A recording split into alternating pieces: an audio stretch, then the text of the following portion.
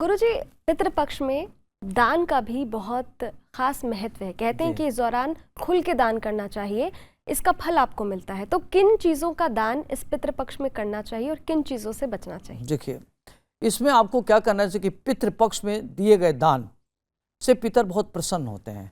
परिवार में सुख और शांति और समृद्धि ले आने के लिए आपको दान करना चाहिए। इसमें खास तौर से गुड़ का दान विशेष महत्व है। तो गुड़ का दान करना चाहिए। परिवार में मधुरता इससे बनी रहती है और संतोष बढ़ता है। घर में सुख शांति समृद्धि होती है।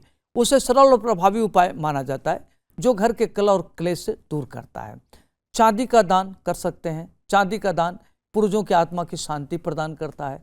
वहीं परिवार या पितरों की कृपा बनाए रखते हैं वो, और वंशजों की उन्नति का आशीर्वाद देके जाते हैं। अन्न का दान महादान कहा जाता है। अगर कोई व्यक्ति भूखा है उसको खाना खिलाते हैं तो पितर बड़े खुश होते हैं। तो पितृपक्ष में अन्न का दान बहुत ही अच्छा होता है और अन्न के दान करने से पितर तृप्त होते हैं और घर पर कभी भी अन्न की कमी नहीं होती। इसे सबसे श्रेष्ठ दानों में गिना जाता है। काला तिल का दान करना चाहिए।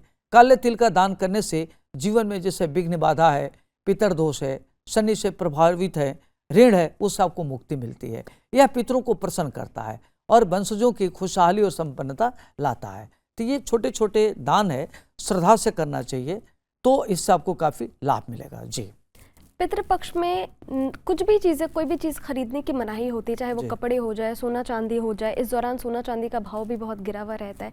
तो कहते हैं कि पितृपक्ष के दौरान कुछ नया नहीं खरीदना चाहिए, नया नहीं पहनना चाहिए। तो ऐसी कौन सी 3 चीज़ें हैं जिसे पितृपक्ष के दौरान हमें नहीं खरीदना चाहिए? देखिए, पितृपक्ष में जैसे कुछ चीज़ें हैं खरीदने से बचने की सलाह दी जाती है। घर की सुख समृद्धि और परिवार के संबंधों पर उसका असर पड़ता है। इसमें जैसे झाड़ू खरीदना पितृपक्ष में अशुभ माना जाता है। झाड़ू को लक्ष्मी का प्रतीक मानते हैं। अगर आपने झाड़ू खरीद लिया तो आपके घर में कलह होगा, घर से धन दूर हो जाएगा। तो ध्यान रखना चाहिए कि झाड़ू नहीं लेना चाहिए और इससे आपके घर की समृद्धि चली जाती है। पितृपक्ष में झाड़ू खरीदने से घर की खुशहाली, धन हानि का खतरा बना रहता है। ऐसे करने से पूर्वज अप्रसन्न होते हैं। इसमें देखिए, नमक भी नहीं खरीदना चाहिए। नमक खरीदना अशुभ माना जाता है। जीवन में संतुलन बनाए रखने के, संबंधों को संतुलन बनाता है नमक, तो नमक खरीदने से बचना चाहिए। पितृपक्ष में नमक खरीदने से घर में आपसी मतभेद और झगड़े बढ़ जाते हैं। तो ज्योतिष शास्त्र के अनुसार अचानक आर्थिक संकट, कामकाज में रुकावट और तमाम तरह की परेशानियां बढ़ जाती हैं। तीसरा ध्यान रखना चाहिए कि सरसों का तेल शनि देव का कारक होता है, पितृ कर्म से जुड़ा होता है। तो पिंडदान और हवन में इसका उपयोग किया जाता है। लेकिन जब हम नया तेल खरीदने से बचना चाहिए।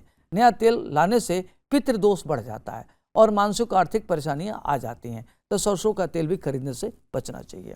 यानी कि नमक, झाड़ू और सरसों का तेल आप पितृपक्ष के दौरान नहीं खरीदें। बचना चाहिए। जी, इस वीडियो में दी गई जानकारी केवल पौराणिक मान्यताओं, धार्मिक विश्वासों और ज्योतिषीय तथ्यों पर आधारित है। स्तुति इनकी पुष्टि नहीं करता। किसी भी उपाय को अपनाने से पहले संबंधित विशेषज्ञ से सलाह जरूर लें।